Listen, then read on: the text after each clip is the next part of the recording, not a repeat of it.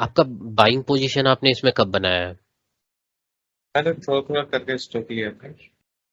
बस 126 से लेना स्टार्ट किया था।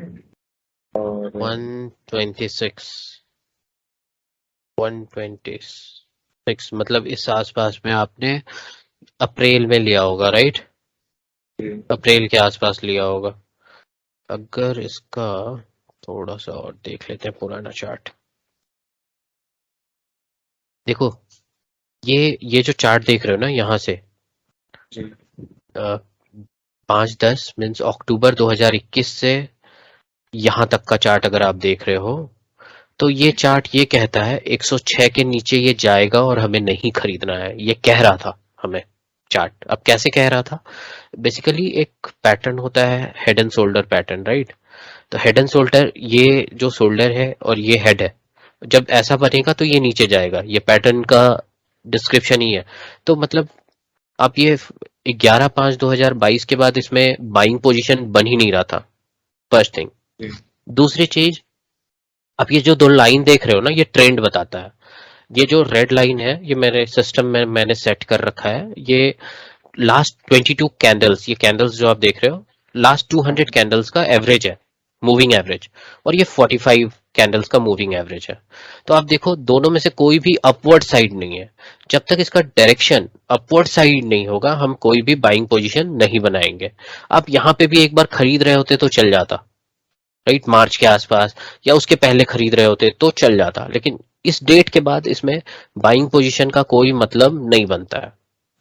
जी अगर आप शॉर्ट टर्म देखो, 1 महीने 2 महीने 3 महीने का अगर देखो, तो अभी नहीं बन रहा है। अब आप लॉन्ग टर्म मान लो 10 साल 5 साल के लिए आप इन्वेस्ट कर रहे हो, तो हम दो तरह के चार्ट देख सकते हैं, मंथली चार्ट या weekly chart.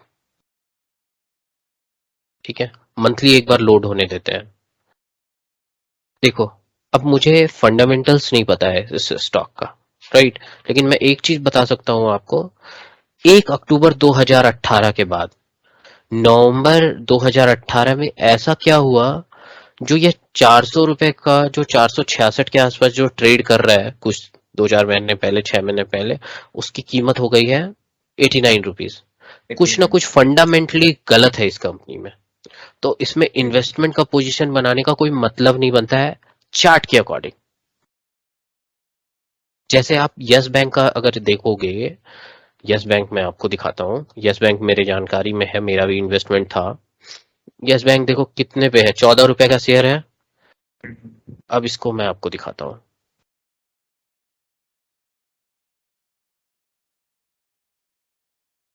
Weekly chart, monthly देख लेते हैं, थोड़ा और बड़ा चार्ट आ जाएगा। हाँ, अब ये देखो, जो 400 रुपए या 400 से ऊपर में भी ये ट्रेड कर रहा होगा मुझे लगता है।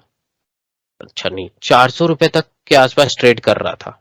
ठीक है, अब ये 400 रुपए का जो ट्रेड था, वो गिरकर 1 महीने के अंदर आ गया 170, और उसके बाद गिर के 2-4-6 महीने के अंदर आ गया है कहाँ, 6-7 रुपए तक। तो जैसा कुछ तो फंडामेंटली गलत है, यहाँ कुछ करप्शन चल रहा है, कुछ तो गड़बड़ है।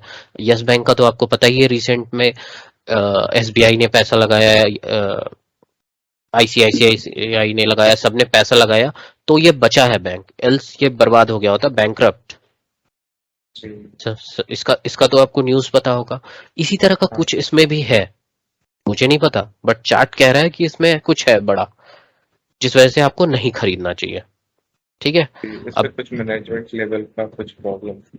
इन्वेस्टमेंट भी करना है। देखिए, महंगा, लोग सोचते हैं सस्ता खरीद रहे हैं, राइट? लेकिन हाँ इसका इंट्रेंसिक वैल्यू क्या है? हो सकता है ये 96 रुपया भी महंगा हो, समझ रहे हैं? जब तक वो इंट्रेंसिक वैल्यू नहीं देखोगे, तब तक आपको इन्वेस्टमेंट नहीं करना चाहिए। या तो फंडामेंटल देखो या तो चार्ट देखो। तो ना आपने चार्ट देखा है ना फंडामेंटल देखा है, इमोशनली अरविंदो ऐसा था वैसा था, इन्वेस्टेड हियर। ठीक है, यही प्रॉब्लम है। अब मैं आपको आगे की प्लानिंग बता रहा हूँ। पहली बात तो, इन्वेस्ट करना है तो टॉप 50 में करो, जो निफ्टी के इंडेक्स है उसमें करना है तो करो आप। लॉन्ग रन भी में भी है तो, एक बार में करोड़पति कोई नहीं बन सकता है। 10%, 20%, 30% अपने ग्रोथ, अपने पैसे में बस उतना ही एक्सपेक्ट करो। अगले महीने से अरविंदो पे डालना बंद, ये मेरा सजेशन है। ठीक है, अब आ जाओ डेली चार्ट में अभी आप कह रहे थे कुछ ऊपर गया है, ये कुछ ऊपर, ये जो ग्रीन लाइन आप देख रहे हो ना 44 मूविंग एवरेज, ये 45 44 जो भी रख लो, 44 कैंडल का एवरेज निकाल के आता है।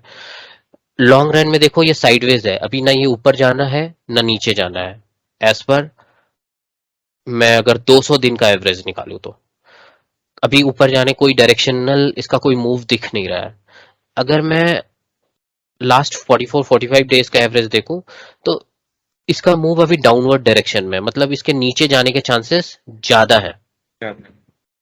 अब ये जो लाइन आप देख रहे हो ना मूविंग एवरेज, ये जब भी इसके नजदीक आएगा ना, इसके ऊपर जब क्लोज करेगा तब इसका डायरेक्शन बदल सकता है, इसके ऊपर क्लोजिंग चाहिए।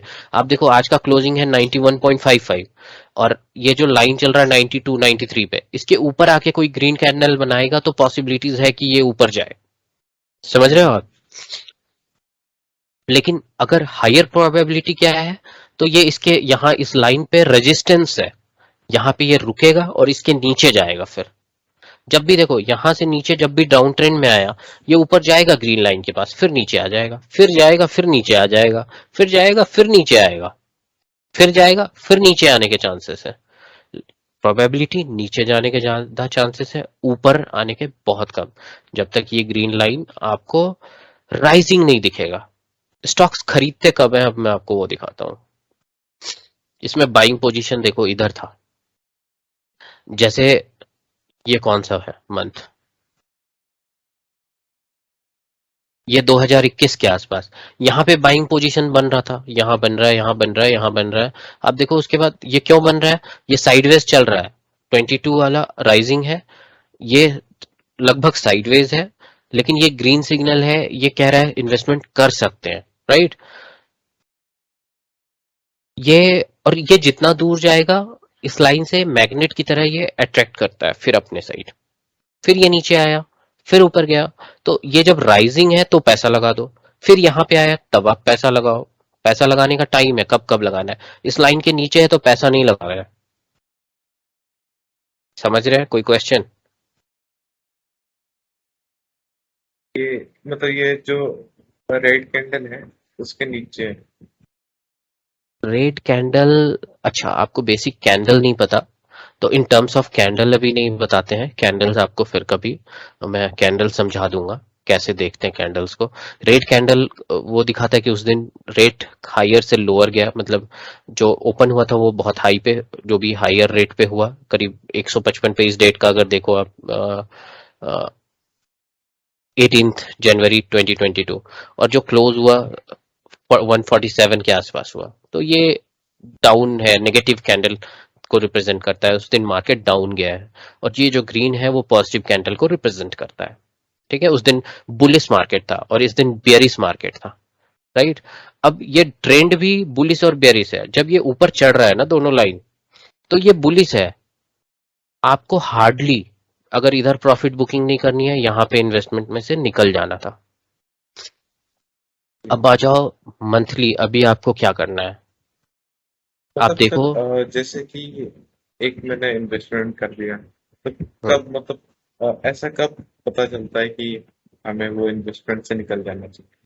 देखो आपको इन्वेस्टमेंट ये फेज जो था 2013 से 2018 तक, ये फेज इन्वेस्टमेंट का था।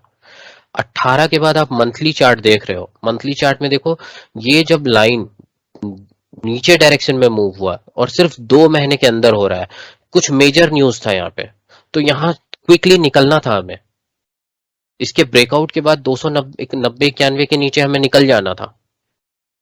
अगर पहले के इन्वेस्टमेंट है तो प्रॉफिट बुकिंग हो जानी थी। और इस ड्यूरेशन के बाद तो इसमें बहुत ही कम चांस है, क्योंकि ये जो 19 का आप देख रहे हो 18 का, ये ऐसा नहीं है लॉकडाउन वॉकडाउन वाला फेज है। ऐसा नहीं है कि कोरोना आया उस वजह से मार्केट डाउन गया तो अरविंदो भी डाउन गया, इनका बिजनेस डाउन गया। ये कुछ ना कुछ न्यूज होगा, आप सर्च करोगे, फंडामेंटली इसे एनालाइज करोगे, आपको पता चल जाएगा। ये इसमें इन्वेस्टमेंट का कोई मतलब ही नहीं बनता इस समय तक। अब कुछ नया न्यूज, कुछ नई एनालिसिस है जिस बेसिस पे आप कर रहे हो, तो केस अलग है,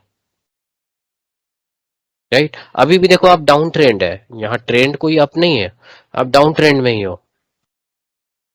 यहाँ माइनर सा दिख रहा है 1 मंथ का कि साइडवेज ट्रेंड है, बट साइडवेज यहाँ उम्मीद कम है। पैसे अभी तो नहीं लगाने चाहिए मेरे हिसाब से। अभी मतलब मुझे स्टे करना होल्ड, चाहिए कि निकल जाना चाहिए? निकलना तो अब नहीं चाहिए। पैसे तो आपने कम में ही खरीदे हैं, तो अभी रहने देना चाहिए, लिव इट। क्योंकि आपने इन्वेस्टमेंट पर्सपेक्टिव से किया है, पैसे जो लगा रखा है रहने दो, क्योंकि बहुत हायर प्राइस में आपने नहीं खरीदा है। इसके अब शॉर्ट टाइम में मैं बता रहा हूँ इसका गेन कहाँ हो सकता है। मोस्ट प्रोबेबली जो ये हाई है ना 95 को, जब ये क्रॉस करेगा तो ये ऊपर जाएगा। ऊपर जाएगा तो दो एडवाइस है, या तो ऊपर जाए तो आप देखो आपका बाइंग एवरेज बाइंग क्या है, और प्रॉफिटेबल निकल सकते हो या नहीं। फर्स्ट थिंग, निकलना है या नहीं, इसके लिए चार्ट तो कह रहा है नहीं रहना है, बट आप फंडामेंटली कुछ सोच समझ के डालो, अरविंदो के बारे में पढ़ लो। जैसे यस बैंक का प्रॉब्लम सॉर्ट आउट हो गया है, राइट।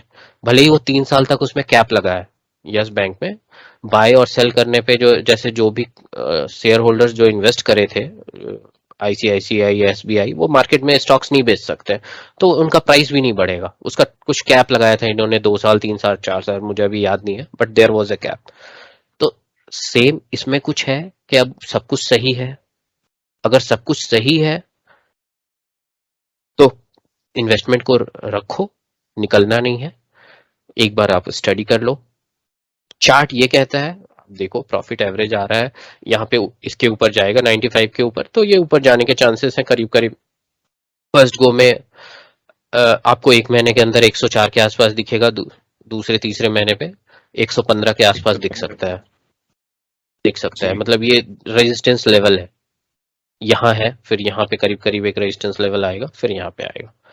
तो ये रेंज होता है रेजिस्टेंस के लिए, ये सब रेंज है। तो इधर वो रेजिस्टेंस यहाँ से फिर नीचे लौट सकता है 109 से, यहाँ के आसपास से 103 से भी नीचे लौट सकता है, और ये 95 से भी नीचे लौट सकता है। अभी यहाँ पे ट्रेंड इसका नीचे आ सकता है। अगर इसके नीचे जाता है 85 या 83 के नीचे, अगर ये स्टॉक्स ट्रेड करने लगता है, तो फिर आप निकल ही जाना। जी उसके बाद फिर ये और भी नीचे जा सकता है, क्योंकि हर किसी भी एंगल से मुझे ये दिख नहीं रहा है लॉन्ग रन के लिए ये ट्रेंड। तो देखो अभी थोड़ा कीप वॉचिंग, चार्ट भी देखो थोड़ा बहुत, और थोड़ा फंडामेंटल देखो, बट हाँ पैसे नहीं लगाने अब इसमें। जी पैसे लगाने कहाँ हैं तो वो भी मैं आपको बताता हूँ। पैसे आप, जब नॉलेज कम हो तो आपको पैसे लगाने होते हैं जो निफ्टी 50 के स्टॉक्स हैं, सेफ होते हैं, फंडामेंटली स्ट्रांग होते हैं, तभी वो निफ्टी 50 में इंडेक्स में ट्रेड कर रहे होते हैं। तो आप देखो चार्ट देखोगे, अभी ये डाउन ट्रेंड है, ठीक है, लेकिन ये down trend on an average long run में देखोगे, जैसे मंथली चार्ट आप देख लो, तो कितना पुराना भी डेटा देख लो, 2015 उससे पहले का देख लो। ये लॉकडाउन के टाइम का है, फर्स्ट फेज का, जो डीप गया था मार्केट, 12,000 से नीचे जाकर कहाँ पे चला गया था, 7,000 पे, फिर ये ऊपर चला गया। आपको सत्यम का भी फेज दिखेगा, देखो ये 2008 है, सत्यम सत्यम कंप्यूटर्स, ध्यान है ना, हाँ उसका हाँ फ्रॉड आया पहला था। हुआ। तो ये उस समय ये डाउन गया था, मार्केट डिप गया था। तो ये सब फर्क नहीं पड़ता, 1 साल 1.5 साल में रिकवर हो जाता है। और ओवरऑल आप देखोगे, पुराना 96 के आसपास का, 94 का देख लो, जो 600 रुपए में इंडेक्स ट्रेड कर रहा था, वो आज इंडेक्स कहाँ पे ट्रेड कर रहा है, 16,000 पे। तो कितने टाइम्स ये इन्वेस्टमेंट ग्रो करा है वो आप कैलकुलेट कर लो। अब ये इंडेक्स कोई अपना वैल्यूएशन तो है नहीं, निफ्टी 50 के इंडेक्स है। आप ऐसे जाओ, लिस्ट ऑफ निफ्टी 50 स्टॉक्स, ठीक है, इसमें देखो कौन सा स्टॉक्स लेना है, धीरे धीरे इसमें इन्वेस्ट करो, जिनके उम्मीद जिनका उम्मीद है कि आगे जाएगा, या फिर फंडामेंटली देखो जिसका मार्केट में नीड है। जैसे एमरॉन बैटरी देखा होगा आपने, एक्साइड का आज एक कंपटीटर है एमरॉन, उसका उसकी कंपनी का नाम देखो, टिकर नेम तो अमर राजा बैटरी है। तो इलेक्ट्रिक व्हीकल्स आएंगे तो बैटरी वाली कंपनीज का रेट बढ़ेगा, तो उस तरह के जगह पे लगाओ, या निफ्टी 50 में लगाओ। या तो एनालाइज करो, या तो निफ्टी 50 में आंख बंद करके लगाते हो तो इन सब स्टॉक्स में ही लगाओ। यहाँ पे देख लो, इसमें भी स्टडी करना है, मैं किसी दिन बता दूंगा कब लगाना है, जैसे एवरेज करते हो ना आप, खरीदते हो, तो खरीदने का भी टाइम है। कभी भी देखो, मैं एक एग्जांपल पे आपको समझाता हूँ। कोई राइजिंग उठा लेते हैं, आईसीआईसी बैंक उठा लेते हैं, ठीक है। आप हर महीने पैसा लगाते हो, तो इसको आ जाओ डेली चार्ट पे, ठीक है। ये सब मेरे लेवल्स लगे हैं, इन सबको हटा देते हैं। या हटाना बहुत सारा पड़ेगा, कोई और लगा लेते हैं बैंक, या कोई स्टॉक्स का नाम आप बताओ, ये ही देख लेते हैं, महाराजा बैटरी, ठीक है। भारत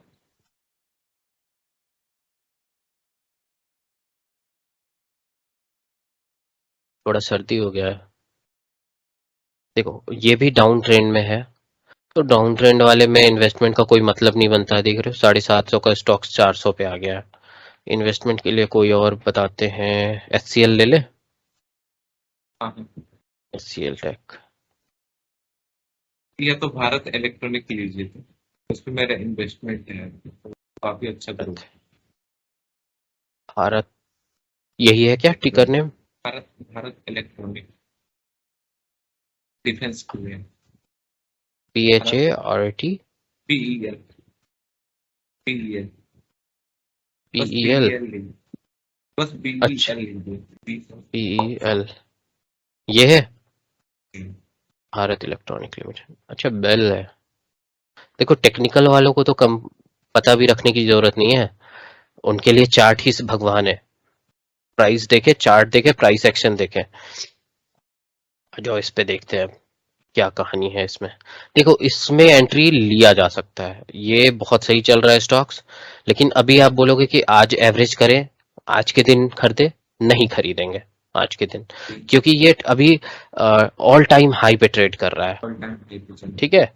ऑल टाइम हाई पे ये है, ये ऊपर जाएगा अभी ऑल टाइम हाई से, लेकिन this line will work as an magnet. आपको मैं, आपका जो भी ब्रोकर होगा उसमें मैं ये सेट करवा दूंगा, ये मूविंग एवरेज का लाइन। एटलीस्ट इतना तो जानो, ये अल्फाबेट्स है, ठीक है। तो अभी जैसे इसमें इन्वेस्ट करना इज गुड ऑप्शन, इसमें पैसे लगाने हैं, लेकिन किस दिन लगाने हैं? अगर मान लो इसे आप 335 पे खरीद रहे होते तो बहुत बढ़िया, लेकिन 366 पे खरीद रहे हो, इज इट गुड? टू नहीं ना। सिक्सटी। लेकिन मुझे पता है ये 3-4 दिन के अंदर पॉसिबिलिटीज है कि ये ऊपर भी जाएगा ना तो नीचे आएगा। पॉसिबिलिटीज ये है, क्यों? क्योंकि ये कोई भी स्टॉक्स ऐसा नहीं है कि सीधे स्ट्रेट लाइन की तरह ऊपर जाता है। देखो यहाँ गया, यहाँ से ऊपर गया, फिर ये नीचे आया इस लाइन के पास, फिर ऊपर जाएगा, फिर आएगा, फिर जाएगा, फिर जाएगा, आएगा, ऐसे ही जिग जैग चलता है। तो ऐसे यहाँ गया है तो ऐसा नहीं है कि इसके ऊपर निकल जाएगा रॉकेट की तरह, ये नीचे आएगा। कल आए, 2 दिन के बाद आए, 4 दिन के बाद आए, इंट्राडे में इसमें बाइंग पोजीशन बन रहा है। इंट्राडे मतलब समझ रहे हो, कल के लिए अगर हाँ, बोलोगे तो कल ये ऊपर जाने की पॉसिबिलिटीज है, अगर इसको क्रॉस करता है तो। 270, 270। 270 को क्रॉस करेगा तो कल ये ऊपर जाएगा, राइट। अगर कितना जाएगा, अगर मैं बात करूं तो 4-5 रुपए ऊपर जा सकता है, पॉसिबिलिटीज है। नीचे ओपन होके, मार्केट नीचे ओपन होता है इसके बीच में कहीं, क्योंकि ये इनसाइड कैंडल का एक पैटर्न है जो ये बना रहा है, तो कल की पॉसिबिलिटीज है अगर ये मार्केट नीचे खुल के ऊपर जा रहा है तो। 2 दिन 3 दिन में थोड़ा ऊपर जा सकता है, अगर एकदम बारीकी से देखें कि क्विक टाइम में, मतलब एन आवर 2 घंटे में क्या जाएगा, तो वो उसके लिए अलग अलग चार्ट पैटर्न देखते हैं। 15 मिनट का देखेंगे तो इस तरह से होता है। तो अभी ये देखो, अभी आई वुड सजेस्ट कि थोड़ा वेट करो। कल इसके नीचे जाएगा तो ये नीचे भी आ सकता है, इसके ऊपर जाएगा तो ये ऊपर भी जा सकता है, दोनों पॉसिबिलिटीज है। लेकिन ऊपर जाके सस्टेन नहीं करेगा, ये नीचे आएगा। इसके आसपास ये लाइन और ट्रेड जब आपस में टच करे, आपको उस दिन इन्वेस्टमेंट करना है। मतलब 231 के आसपास। हाँ, ये भी लाइन, ये धीरे धीरे ऊपर जा रहा होगा, हो सकता है इसी प्राइस तक ये लाइन आ जाए धीरे धीरे, मार्केट साइडवेज चलता रहे, ये लाइन धीरे धीरे यहाँ पे आ जाएगा एवरेज, तो आप 270 पे भी खरीद सकते हो उसके बाद, अप ट्रेंड ही, और ये लाइन राइजिंग होना चाहिए। लेकिन अब ऐसे ही स्टॉक्स को देखना है किस दिन पैसा लगाना है वो देख के लगाना है। ऐसा नहीं कि आज बढ़ रहा है तो आज लगा दिए, या 3 दिन देखा बढ़ रहा है तो आज लगा दिया। तो आप हायर प्राइस में खरीद रहे हो हर चीज। वही उसी एप्पल को आप सस्ते रेट में खरीदो ना, उसी प्रोडक्ट को आप सस्ते रेट में खरीदो जिस दिन कम रहेगा।